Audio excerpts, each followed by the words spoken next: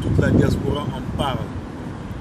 Nous allons un petit déjeuner à l'élo, les émissions Monitoko, au Bozolina, au Bozolanda. Mais l'élo, donc il y a eu un message sur Kolata.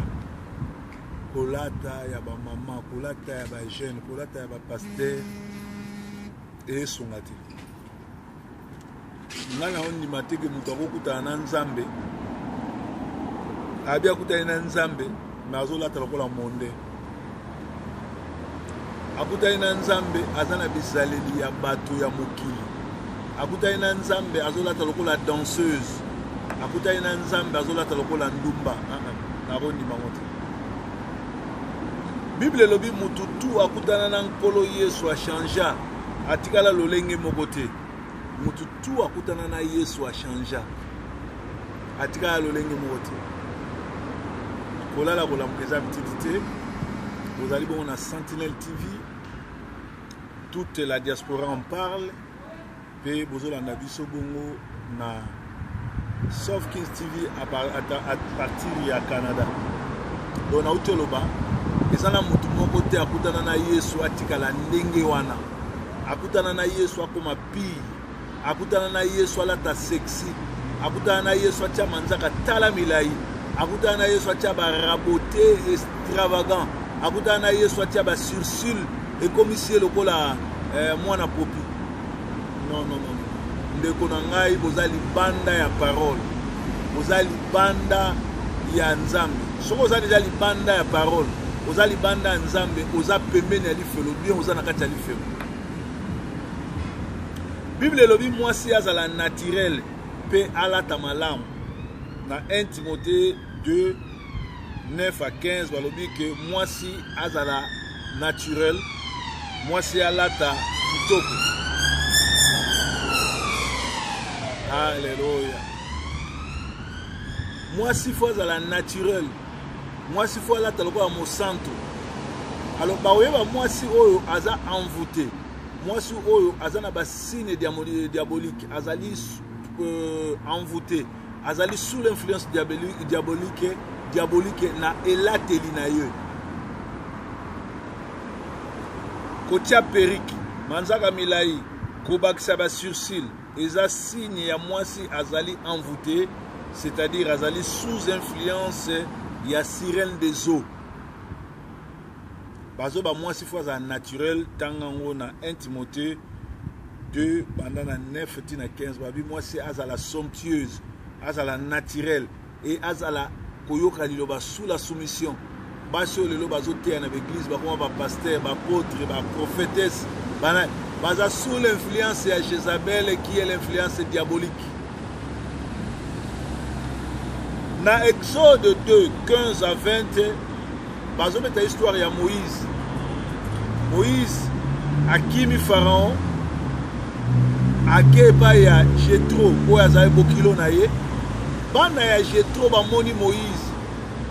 Babenge balobi tomoni égyptien azoya. Batretaki Moïse d'égyptien ponani.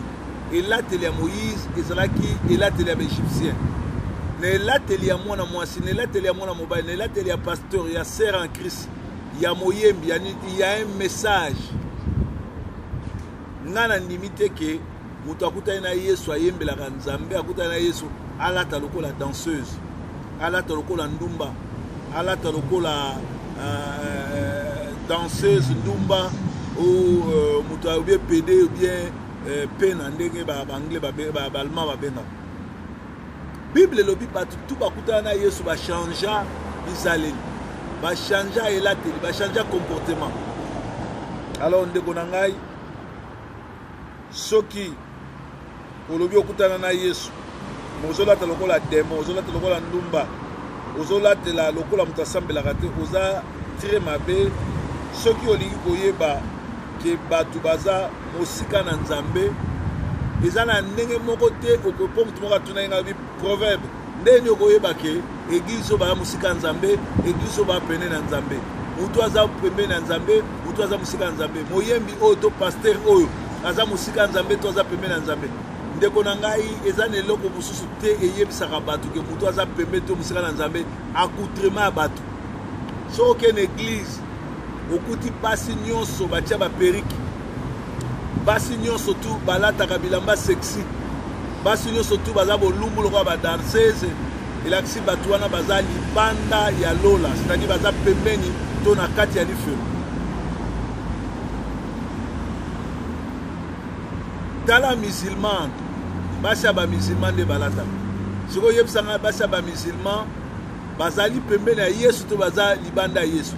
Basi ya bamusulman tolobaka baza na lifelo. Mais biso tokendaka na l'église elateli na biso ezolakisa biso ke toza na lifelo.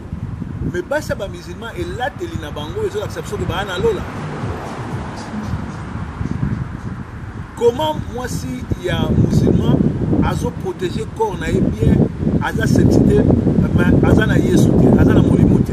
Mais yo aza na molimo, ozolata lokola ndumba, ozolata nzoto libanda, baparti ya nzoto libanda, sous-vêtement no libanda, ozwi basuki oyo ya periki. C'est-à-dire corriger nzambe, otie na mutu. Nzambe alobi mwasi fo aza naturel.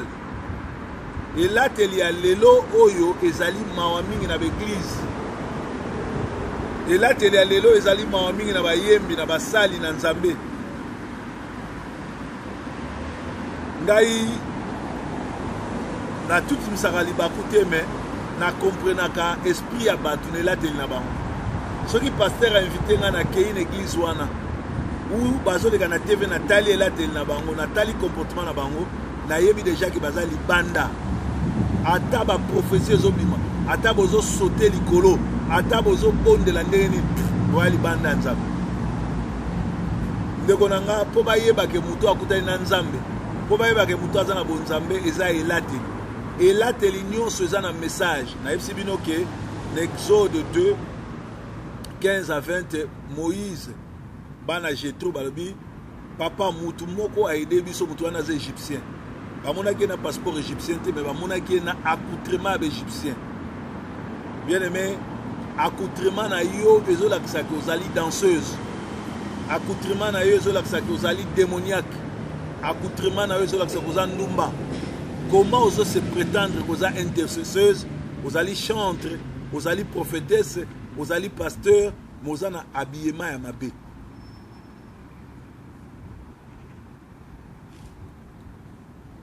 Donc bilamba ezopesa message. Et là tele ya mutu nyonso ezopesa message. Et soko liko yeba ke église wana bazoluka repentance, bazoluka délivrance, tala ba chantre na bango, tala elateli ya mwasi ya pasteur, tala pasteur ndenge alati, tala ensemble oko comprendre na accoutrement na bango ki ba na problème. Lelo oyo Bible elobi ke basi nyonso bazoya na église batiaki tambala na mutu. Bona autorité, il y a respect autorité bazo dépendre. Mais lelo na alongoli basi bitambala na mitu. Basi na place baya na kitambala na mutu na église, basi bazoya na ba mèche, bazoya na ba suki musu ya bato maboma. Sœur moko tokutana na ye, au proverbe obetinga kara. Ngana se mama, na beti o karate, na yebaki te keza yo. Atie ba periki oyo batiaka wana, abimi on dirait basi oyo ya Bangladesh wana. Oh bazalaka baza bato mwindu mena suki ya mindele. Abimi loka bato ndenge wana. Ngana kanisaki eza chinoise ya Bangladesh, na kanisaki ezali mutu ya ndenge wana. Tobenga bango ba mvunzi. Bato ba umeli na poto ba mvunzi elaksini. Abimi lokola mvunzi. Et puis na kosa binote basi na biso baza kitoko koza naturel.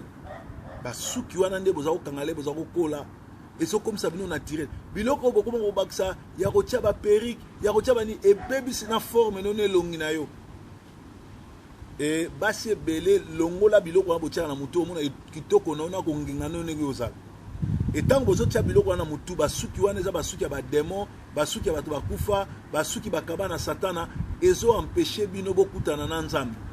Ba témoignage eze belé o bato batia basuki wana nzambe beta bango bamsufi na bango ebeba likolo makambo wana. Bato belé batia basuki et comme si bino mabe et comme si bino lokola bakoko. Moi si musu na mona ki akomo ndire koko na bango na yebi mama na ye, na yebi koko na ye, na yebi na ye. Donc namoni azana Niger fi azana même pas na 30 ans. A commis déjà ne longi akoko na bango pona kaka basuki ya tiaki.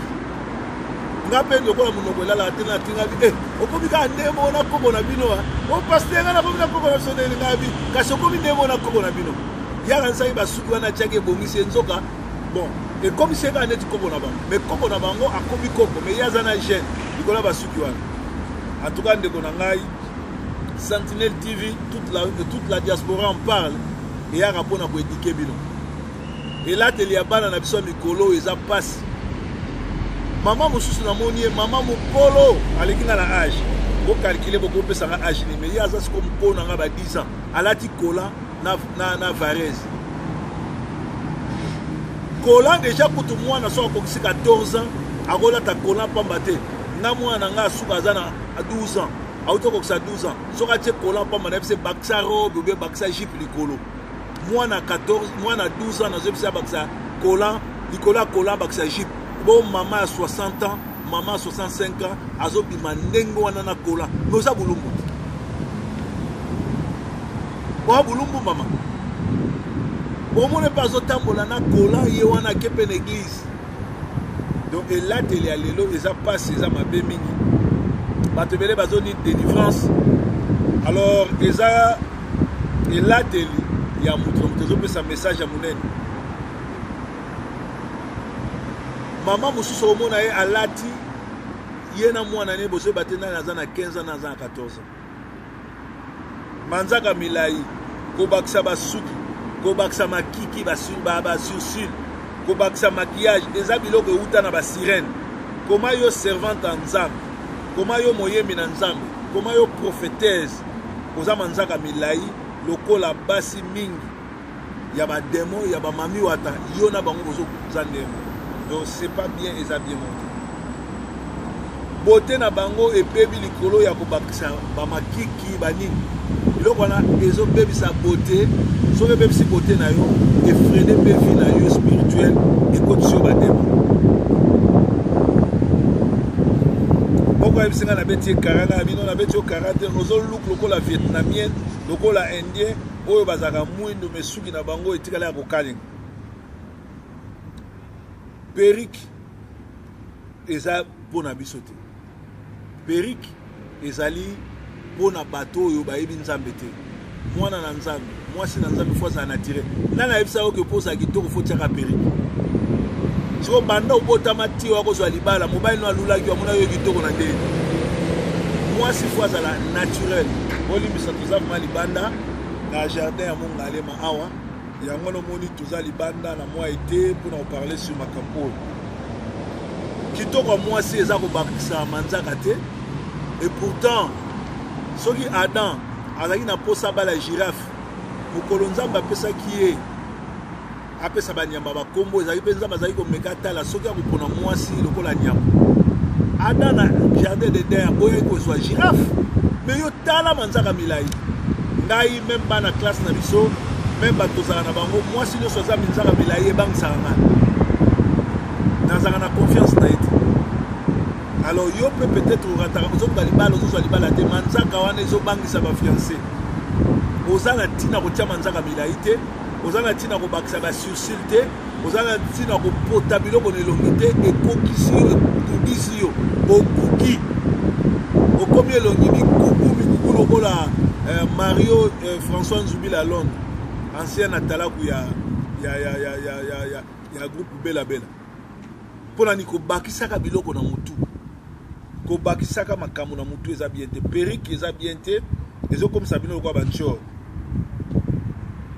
bongisa elateli na yo lata lokola mosantu kopie ata bamusulman na kolata to kopie bango ata na kolata makambo mosusu tokritike me elateli na bango batiaka toujours kitambala na mutu bazalaka toujours na ensemble et puis bazalaka sexy te soki te luka délivrance kolola ezali lifelo mpe ezali alors tolobaki ete kolala kolamuka eza bitidi te ntango nyonso tu tozoya ntango nyonso tu tozoya koloba makambo awa eza kaka mpona kopambola bino eza kaka mpona kofongola bino eza kaka mpona koloba makambo malamu mpona bino alors basi ebele bazali bamarie mais elateli na yo ekoki komemela femme de nuit to mari de nuit ezolanda bino likolo elateli na ba témoignage mingi tozo landa ba mari de nuit na ba femme de nuit ba contactaka batu ne lateli ya mwasi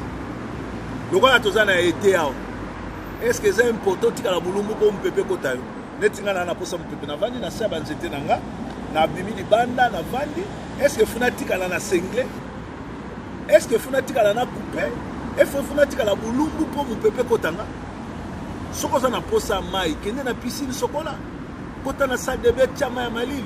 Mais soko zo s'exposer bulumbu na balabala ozo ko attirer l'esprit ba mari de nuit, ba femme de nuit et ko ya ko nuire famille na yo mobimba. Et ya ko nuire bana na yo. Na limite ke yo ko zala mosali na Nzambe, servante na Nzambe, olobi okutani na Nzambe, ozo tambola bolumbu, ozo tambola zoto libanda, ozo tambola mabe et puis ezo pesa bien te. Mwana na Nzambe bongise la teli na yo. Kolata ka malamu pona ke l'église te mwana na Nzambe so ba yebaki même na quartier, les ravandi ala tindeni. Azo tambola ndenge nini? Azo loba nini? Azo sala nini? Esengeli na yo oyeba eloko ni ozo sala. Esengeli na yo bozo lata ndenge nini? Alors yango bomoni ngai ba journaliste nyonso to bomona azako lata mabe azotika mipende bani na pesa conseil na TV na pesa conseil na soka yoka te na benga na yo koza supembe na ngata parce que na pesa ka mutu chance to travailler na yo soko yoki te na tiki yo ndengwana parce que elate na yo eza beaucoup plus aba danseuse qui abana na Nzambe mwana na Nzambe bongise elate na yo pona kati elate molimo na Nzambe ko kolanda yo to na kati elate ba démon ba ko kolanda yo basi belé bazuka femme de nuit bazuka mari de nuit likolo elate na bango donc tokoyeba ke église na bino ezana kozoluka délivrance to yo moko kozoluka délivrance ndenge nyonso yo lataka chaque dimanche. Alors loboko na Nzambe ezali ko na bino Nzambe afungola bino miso pe soko za na posa ya délivrance na makambo kolata ko hésiter te benga proverbe 30:30 kolala kola mukeza petite tozolobela elateli ya ba mama na kati na l'église bato mosusu mpe bakoma mayele ba hypocrite omona ye azuki tambala atie na mutu lere azoya na église na nzela déjà alongoli kolan atie kitambala lere kaka église esili alongoli kitambala na ye wana azongisi bilamba ne mosusu mais abongo wana te mosusu mpe aza naturel rabote atiaka te manzaka milai atiaka te perike atiaka te mais abongo wana te et puis na baeglise mosusu bapaster bazolakisa bato beaucoup plus hypocrisie ke babongwana vraiment biso awa tozoparle sur bato babongwana c'est-à-dire mutu ayambi Yesu ndenge nauti eloba Bible elobi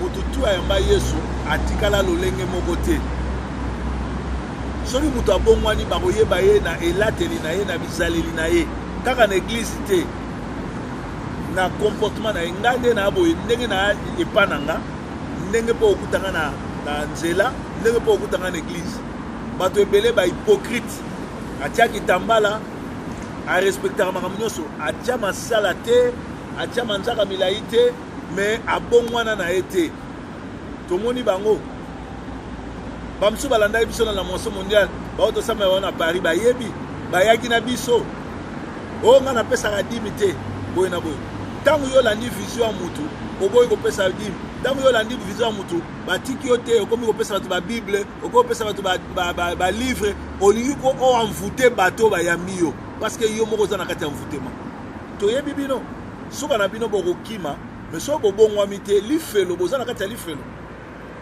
boza na kati ya lifelo bizaleli ya malamu ezali bongola motema no bongola bizaleli longola makiki mani kobakisa makiki te kotia barabote te tikala naturel napekisi mutu atia rabote te mais eleka te ezala te ke bamona o lokola mbili ya belle ou bien lokola vonga ye ou bien lokola image 30 na babague ya minene babague ya basirene en tout cas barabote kobakisa basuki kobakisa manzaka ezali basigne ya basirene mutu azali sous l'influence diabolique mutu azali sous l'influence satanique mwana na Nzambe solo ana tina kobakisa eloko te nga proverbe nde na aboye les deux informations babisi biso un pasteur azana tina kobakisa kwa awa te po bayebaka mutu na Nzambe onction nzambe na kati na yo ezo sala na na tina kolata chaîne ngale na bongoma na uta na itana ba chaîne taminene na kabango